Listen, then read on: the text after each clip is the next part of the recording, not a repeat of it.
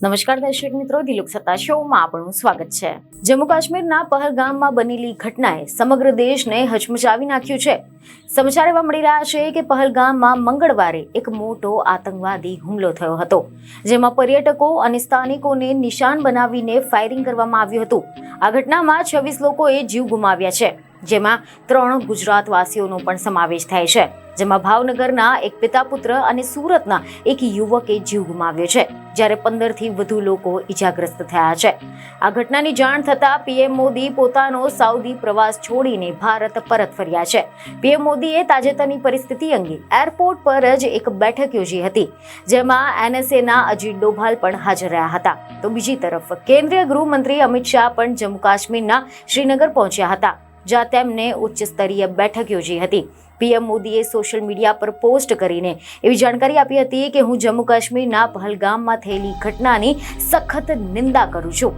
જેમણે પણ પોતાના પ્રિયજનો ગુમાવ્યા છે તેમના પ્રત્યે હું મારી સંવેદના વ્યક્ત કરું છું। ઘાયલ લોકો જલ્દીથી સ્વસ્થ થાય તેવી પ્રાર્થના કરું છું। અસરગ્રસ્ત લોકોને શક્ય તેટલી મદદ પૂરી પાડવામાં આવશે।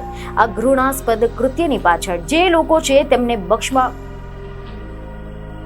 આ ઘૃણાસ્પદ કૃત્ય પાછળ જે પણ લોકો છે તેમને બક્ષવામાં નહીં આવે।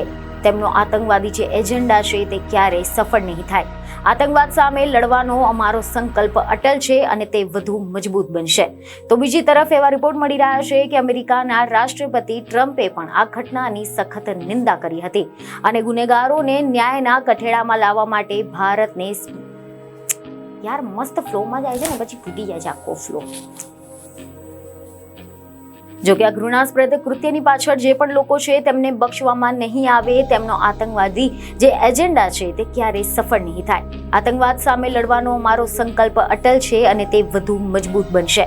તો બીજી તરફ એવા રિપોર્ટ મળી રહ્યા છે કે અમેરિકાના રાષ્ટ્રપતિ ટ્રમ્પે પણ આ ઘટનાની સખત નિંદા કરી હતી અને ગુનેગારોને ન્યાયના કઠેડામાં લાવવા માટે ભારતને સંપૂર્ણ સમર્થન આપ્યું હતું। તમે જણાવી દઈએ કે અહેવાલ એવા મળી રહ્યા છે કે આ ઘટનામાં ભાવનગરના રહેવાસી યતીશ નામ તો જો કેવું છે યતીશ।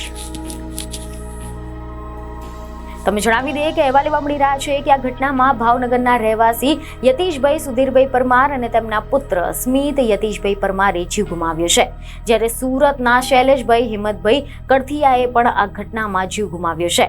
આ સિવાય આ ઘટનામાં મહારાષ્ટ્રના 6 લોકોએ પણ જીવ ગુમાવ્યા છે। આતંકવાદીઓને પકડી પાડવા માટે સુરક્ષા દળો દ્વારા સર્ચ ઓપરેશન હાથ ધરવામાં આવ્યું છે।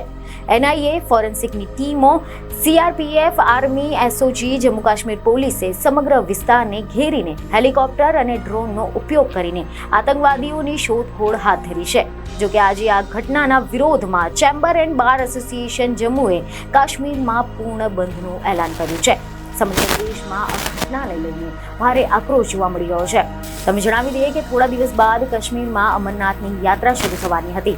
આ યાત્રામાં પહલગામમાં જ બેઝ કેમ્પ બનાવવામાં આવે છે, કારણ કે ગરમીના કારણે કાશ્મીરમાં ટુરિઝમને પણ પ્રોત્સાહન મળી રહ્યું છે।